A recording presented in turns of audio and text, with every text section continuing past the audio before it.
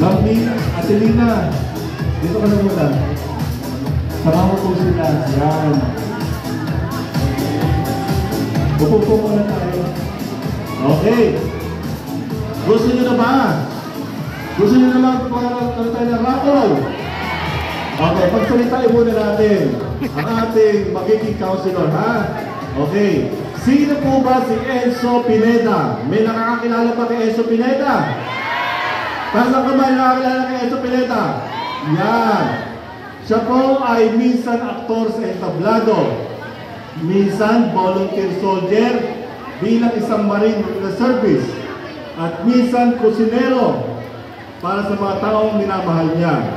At yun ay minsan nakatingin na kayo ng kanyang luto di ba? Nung natatandaan natin ng medical mission siya dyan sa may Isaura. Yan. Marami pang minsan si Enzo, at ang pinakamalapit sa minsan sa puso at isipan ni Enzo ay serbisyong publiko sa mga medical mission, dental mission, brigada eskwela, feeding program, relief operation, at iba pang mga inisyatibo. Makikita ang pagsasabuhay ng palaging paglilingkod para sa Nubalenyo ng Distrito 5. Mga kaibigan, iginagagalak ko po at ikinararangal ko na ipakilala sa inyo ang ating bagong pangalan sa Konseho, Councilor Enzo Pineda.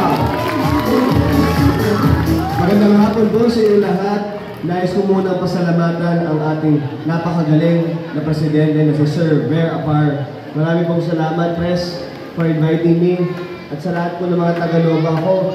Sa totoo lang po, naabutan ko po yung mga unang proyekto na mga ginawa po ni Sir Ver. At ako po ay natutuwa na yung organization niyo po ay umabot na ng 1 year.